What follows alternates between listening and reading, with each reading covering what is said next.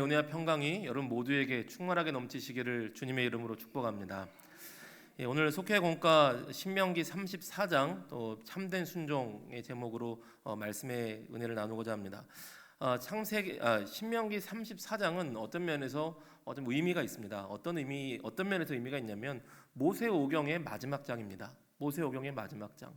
우리 창출 레민신, 창세기, 출애굽기, 레위기, 민수기, 신명기 5권을 모세오경, 토라, 또 율법서라고 하는데 창세기에서 시작됐던 그 대장정의 첫 번째 단락이 마무리되는 곳이 신명기고 또 신명기의 마지막 내용이 34장입니다. 이 신명기 34장입니다. 여기서 어떤 대단원의 막을 내릴까라고 했는데 모세의 죽음으로써 신명기를 또 모세오경의 마지막을 이야기하고 있는 것입니다. 신명기는 레위기를 성경 본문으로 혹은 또 출애굽기 일부분을 성경 본문으로 하여서 모세가 죽기 직전에 했던 세 편의 유언 설교, 고별 설교가 신명기 말씀입니다. 그 외에 모세가 죽는 이야기나 여러 가지 에피소드가 조금 있지만 굵직굵직하게 보자면 모세가 가나안 땅에 들어가기 전 또 하나님께서 이 땅에서의 마지막 사명을 다하게 하셨던 그 순간에 이제 출애굽 2세대에게 출애굽 1세대는 이제 다 대부분 죽고 이제 갈렙과 여호수아 정도만 남아 있을 때에 출애굽 2세대 홍해를 건넌 그 2세대들에게 이제 가나안 땅을 들어가야 될 2세대에게 역사를 또 하나님의 말씀을 하나님의 율법을 또 하나님의 마음을 전했던 책이 바로 신명기 말씀입니다. 근데 이 신명기는요. 이후에부터 이제 역사서로 쭉 들어가는데요. 여호수아부터 해서 이제 사무엘 상하와 또 열왕기까지 역사적인 이야기를 흐르는 데 있어서 우리가 신명기적 사관이라고 부릅니다. 이 역사서에 흐르고 있는 가장 중심이 되는 사상이 신명기예요. 신명기를 중심으로 하나님의 뜻이 무엇이고 하나님의 기쁨이 무엇인가를 중심으로 판단을 하게 됩니다. 이스라엘 백성들이 왜 다윗 때에 은혜를 많이 주셨고 솔로몬 때 큰 은혜를 주셨는가? 신명기에 관련해서 보라. 그리고 이스라엘 민족이 왜 심판을 받고 멸망당하고 포로가 되게 되었는가? 신명기 말씀을 보라 라고 하는 교훈이 있는 것이죠. 그것이 신명기적 사관으로 역사서가 이루어졌다 이런 이야기를 하게 됩니다. 그런 면에서 신명기는 참 중요합니다. 그리고 우리가 신명기를 쫙 봐온 것은 아니지만 어쨌든 그 대단원의 마지막 장이라는 것이죠.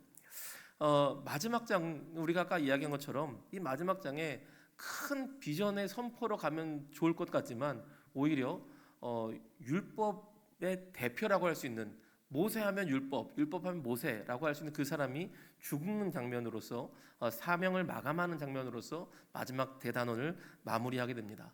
자, 그 장면은요, 우리 느보산 그리고 비스가산에 올라가는 것으로 시작됩니다. 우리 1절 말씀 다시 한번 보실까요? 1절 한번 다시 같이 읽겠습니다. 모세가 모압 평지에서 비스가산 꼭대기에 이르매 여호와께서 길르앗 온 땅을 단까지 보이시고. 아멘. 여기서 잠깐 멈추겠습니다. 느보산에 올라갔다고 했고 또 비스가산이라고도 하는데요. 느보산이 비스가산인지 비스가산이 느보산인지 좀 헷갈립니다. 그런데 이제 느보산이 비스가산이다라고 이제 말씀하시는 분들도 있고 혹은 큰 산맥 안에 느보산이 있고 그 산의 봉우리가 비스가산 봉우리다 이렇게 말씀하시는 분도 있습니다. 저는 문득 떠오른 게 북한산이 떠오르더라고요. 여러분 북한산을 삼각산이라고도 부르거든요. 혹시 아세요? 모르셨으면 이번에 배우시면 돼요. 북한산을요 삼각산이라고도 합니다. 근데 북한산 갔다 왔다 그러는데 어떤 분은 백운대 갔다 왔다고 얘기를 하기도 해요. 어떤 분은 인수봉 갔다 왔다 얘기도 합니다. 그리고 북한산의 꼭대기에 백운대, 인수봉, 만경대라는 세 봉우리가 있어요. 그래서 봉우리가 3개 있어서 삼각산이라고도 부릅니다. 왜 이렇게 잘 아냐면 제가 6학년 때 처음 올라갔던 산이 북한산이었어요. 담임 선생님께서 이렇게 이뻐하셔가지고 저랑 몇몇 친구들을 데리고 독후감 잘 쓴 친구들 데리고 이렇게 올라가셨는데 되게 힘들었습니다. 그래서 그때 선생님이 이제 산에 올라가서 해주셨던 교육, 여기가 왜 삼각산이냐면 여기는 어디고 이렇게 해서 기억이 남습니다. 그래서 북한산이지만 삼각산이라고도 하고 백운대, 인수봉이라고 한 것처럼 중요한 얘기는 아니지만 이제 비스가산이라고도 하고 느보산이라고도 하는 그런 이야기들이 있습니다. 요거를요 이제 성지순례 한 분들의 사진을 한번 봤습니다. 봤더니 제가 직접 간 건 아니지만 한번 사진을 좀 나눠봤으면 좋겠어요. 한번 다음 사진 한번 보여주실까요? 느보산을 올라가는 입구에 이런 큰 비석이 있다고 합니다. 이제 성지순례하는 사람분들의 그 사진인데 여기 보면 잘은 안 보이지만 비석 오른쪽에 잘 보면 얼굴들이 있는데요. 이제 선지자들의 얼굴, 예언자들의 얼굴, 모세를 비롯한 그런 얼굴들을 담아놨다 그래요. 그런데 이것이 00년도에 2000년도에 요한 바오로 2세 교황이 느보산에 와서 그것을 기념해서 이렇게 비석을 세웠다고 합니다.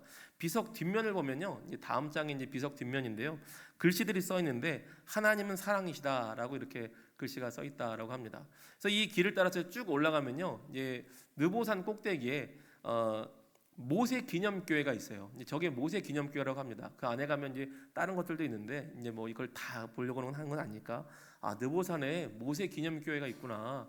그리고 그 앞들 마당에 독특한 것이 있는데요.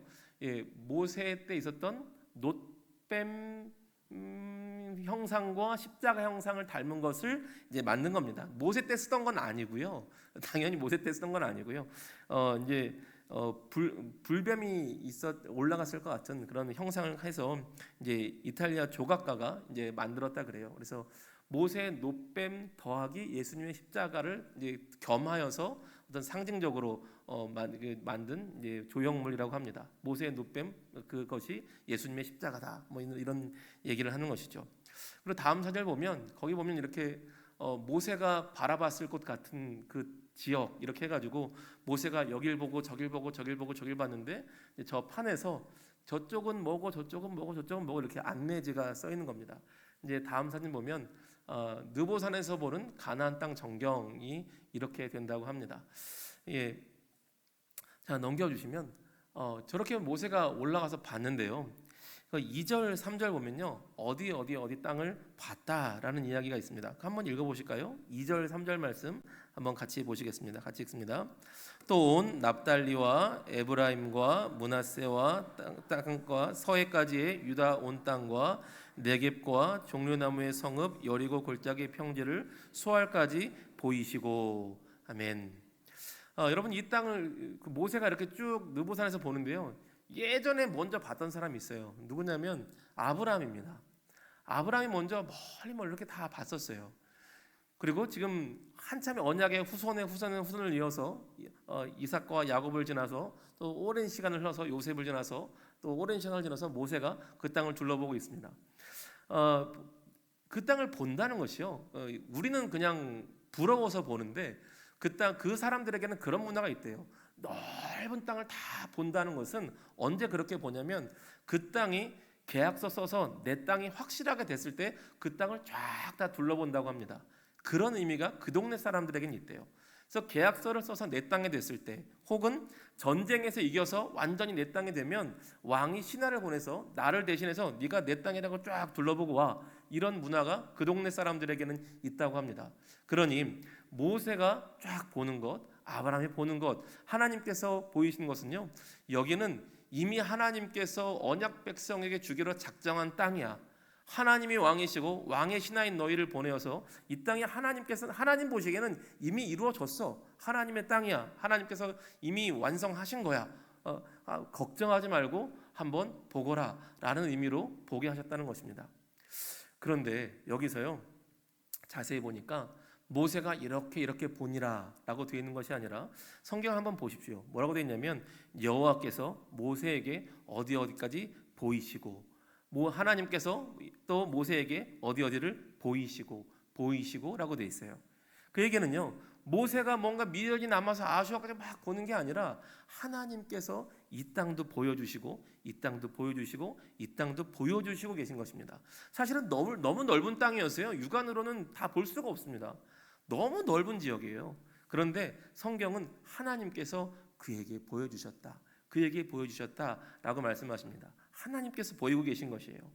그 두 가지 의미가 있습니다. 아까 말씀드린 것처럼 명확한 하나님의 뜻이 이루어질 땅이기 때문에 보이시는 것이 있고, 또 하나 모세가 봤다가 아니라 하나님께서 보이셨다는 것은 모세의 능력, 너의 힘으로 여기까지 온 것이 아니라 하나님께서 이끌어 오셨고 하나님께서 되게 하신 것이며 하나님께서 보이시고 하나님께서 이루실 것이야 라는 것을 모세를 통해서 다시 한번 알려주시는 것이죠.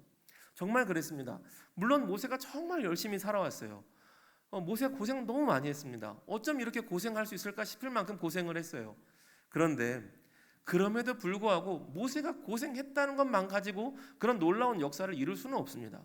모세가 고생을 한다고 유월절 언약이 되는 것도 아니고, 모세가 고생을 한다고 10가지 재앙이 내리는 것도 아니고, 모세가 고생을 했다고 홍해가 갈라지는 것도 아니고, 모세가 고생을 했다고 반석에서 물이 나오는 것도 아닙니다. 정말 고생했습니다. 죽도록 고생했습니다. 인생을 다 바치도록 고생했습니다. 그러나 그 모든 역사를 이룬 것은 하나님의 인도하심이었으며 하나님의 능력이었다는 것입니다.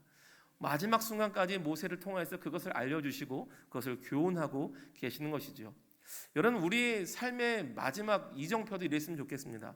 최선을 다해서 섬겼는데, 내 모든 걸 바치듯이 하나님 앞에 열심히 충성봉사했는데, 그러나 내 열심으로 이루신 인생이 아니라 에베네셀의 하나님, 여기까지 오게 하신 이는 오직 하나님의 은혜였고 하나님의 능력이었고, 또한 내 이후에 내 자손과 가정과 후손들도 이끌어 가실 분은 하나님의 은혜와 능력인 줄로 믿습니다.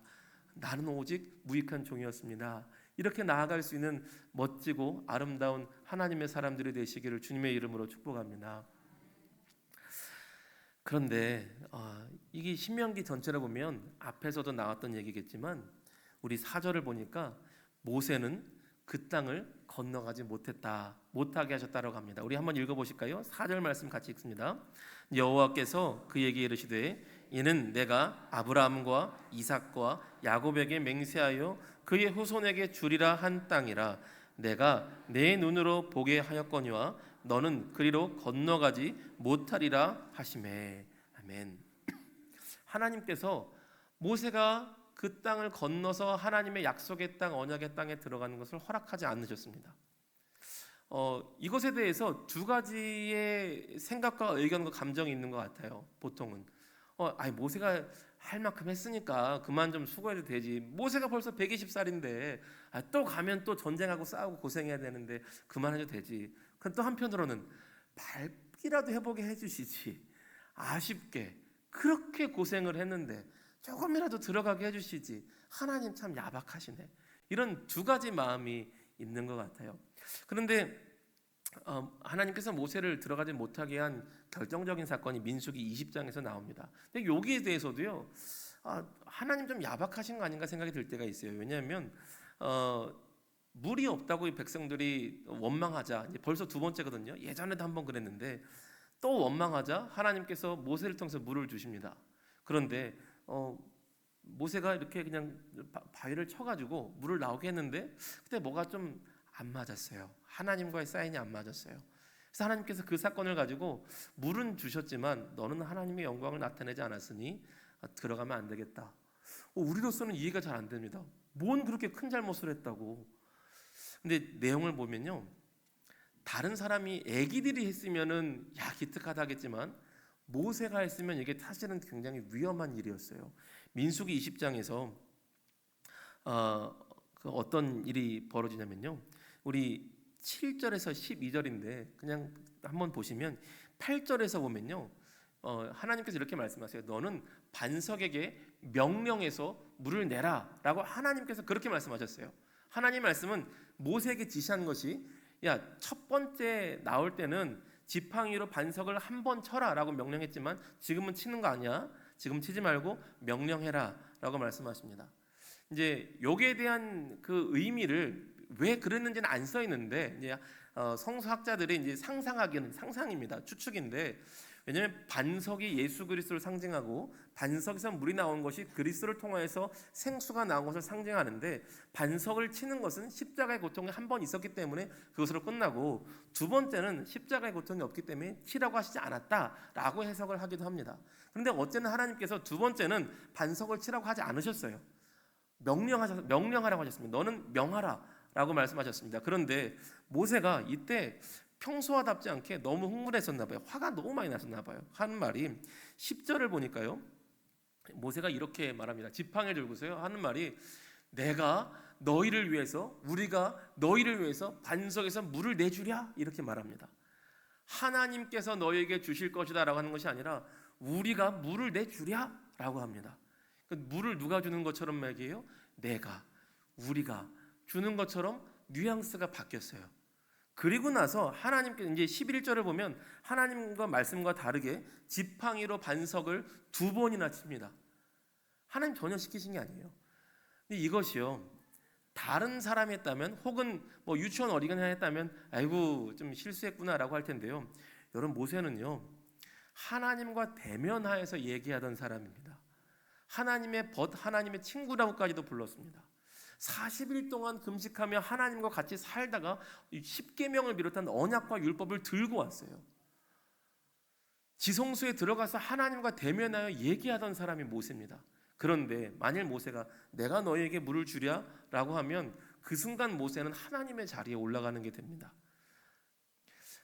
여러분, 지금도 교주들이 많은데 모세가 교주가 되려고 하면 누가 막을 수 있을까요? 아무도 못 막습니다. 근데 모세는 그럴 위험이 있는 사람이었어요. 워낙 하나님과 친밀했기 때문에 더 지극히 자기를 낮춰야만 하는 사람이었습니다. 그런데 그 작은 실수가 하나님의 자리에 순간 올라간 것처럼 보인 것이죠. 그래서 하나님께서 말씀하십니다. 네가 하나님의 영광을 드러내지 않았기 때문에, 그리고 너의 영광을 나타냈기 때문에 들어갈 수 없다라고 하십니다. 그런데 물론 그래서 하나님께서 무덤도 못 찾게 하신 것 같아요. 모세의 무덤조차 찾지 못하게 하신 것 같습니다. 그런 실질적인 의미가 있지만 동시에 이것이 상징적인 의미도 있습니다. 무엇이냐면 모세는 율법을 상징하거든요. 모세하면 율법입니다. 토라, 모세 오경이라고도 부를 만큼 율법하면 대표적인 사람이 모세예요. 그리고 모세는 하나님의 약속의 땅, 언약의 땅에 들어가지 못한다는 것이 율법으로는 약속의 땅, 언약의 땅으로는 들어갈 수 없구나 라는 것을 상징하게 됩니다. 그럼 모세는요, 죽음조차도 하나님의 뜻을 나타내는데 쓰임받고 있는 거예요. 물론 그것이 좀 억울할 수 있지만, 아쉬울 수 있지만, 그럼 결국은 승복하고 순종합니다. 죽음조차 율법은 안 되는구나. 그리고 아무리 하나님과 친밀하게 있던 사람이라도 모세도 죽는구나. 첫사람 아담이 범죄한 이후에 죄의 삭은 사망이라 그랬는데, 범죄하면 죽음이 있으리라 그랬는데 모세도 죽는구나. 율법으로는 죽는구나. 죽음을 넘어갈 수 없구나. 언약의 땅에, 약속의 땅에 들어갈 수 없구나 라는 것을 알려주고 계신 것입니다. 그리고 이어지는 후계자가 누구죠? 여호수아예요. 우리 9절 말씀 한번 보실까요? 9절 같이 읽습니다. 모세가 눈의 아들 여호수아에게 안수하였으므로 그에게 지혜의 영이 충만하니 이스라엘 자손이 여호와께서 모세에게 명하신 대로 여호수아의 말을 순종하였더라. 아멘. 이제 모세에게서 여호수아에게로 승계가 되고 모세가 여호수아에게 안수함으로 하나님의 성령이 충만하게 능력으로 임했습니다. 근데 여호수아란 이름이요, 짧게로 부르면 예슈아라고 합니다. 그리고 그것을 다시 우리말로 번역하면 예수가 돼요. 이게 상징적으로 같이 이어지는 겁니다. 율법의 모세는 언약의 땅에 들어가지 못합니다. 그러나 예수가 들어갑니다. 그리고 예수의 이름으로 그 땅에 하나님 나라가 됩니다. 여러분, 이 상징이 이때서부터 나타나고 있는 거예요. 우리에게 그들의 삶을 통해 하나님께서 교훈해주고 계시는 것이죠. 여러분, 이 작은 상징이지만 그들의 삶을 통해 하나님께서 이때부터 알려주고 계신 것입니다. 율법으로는 온전한 의로움과 하나님의 은혜의 나라에 들어갈 수가 없습니다. 오직 예수 그리스도의 이름만 하나님의 언약의 땅에, 약속의 땅에 들어가게 하시는 줄로 믿습니다. 여러분, 그 삶의 마침표를 찍는데요, 이제 마침표를 찍는 과정에 있어서 이제 잠깐 뒤로 가면 5절에 보니까요, 모세가 죽을 때에 하나님께서 모세를 향해서 뭐라 그러시냐면 여호와의 종이라고 하십니다. 모세가 죽을 때 마지막 하나님께서 하신 그를 향한 평가예요. 여호와의 종. 오늘 제목처럼 참된 순종은요, 하나님의 온전한 종이 되었다는 표시가 여호와의 종이고, 그가 평생을 걸쳐 하나님 앞에 참되게 순종했다라는 표시가 여호와의 종이라는 칭호입니다. 자기가 실수는 했지만, 어려움도 있었지만, 넘어짐도 있었지만 하나님께서 평가하시기에 그는 나의 종이었고 나의 말씀을 따라 움직인 내 사람이었어 라는 평가를 해주신 것이었습니다. 여러분, 그 평가처럼 우리의 삶이 모세의 삶이 참된 순종으로서 사나 죽으나 하나님의 말씀을 드러내고 하나님의 율법과 하나님 나라의 그 교훈들을 나타낸 것처럼 저와 여러분이 하나님 앞에 참된 순종하는 하나님의 사람들 되어서 세상의 종, 욕심의 종, 탐욕의 종이 아니라 하나님의 종, 예수 그리스도의 종이 되어서 살든지 죽든지 하나님의 영광을 나타낼 수 있는 저와 여러분 되시기를 소원합니다. 여러분, 그래서 그 살든지 죽든지 열심을 다한 그 섬김 가운데 하나님께서 함께 하사 모세의 뒤를 이어 여호수아가 하나님의 은혜를 이어받은 것처럼 여러분의 삶 다음에 여러분의 자녀들이, 또한 여러분의 소중한 사람들이 여러분의 사역과 삶과 하나님의 은혜의 삶을 이어받을 수 있는 그런 복된 이어짐이 계속 이어져가는 그런 삶이 되시기를 다시 한번 축복합니다. 날마다의 삶 속에서 하나님을 섬김으로 그 섬김의 칭찬과 더불어 그 섬김의 은혜가 이어져가는 복된 삶이 되시기를 다시 한번 주님의 이름으로 축복합니다. 네, 기도하겠습니다.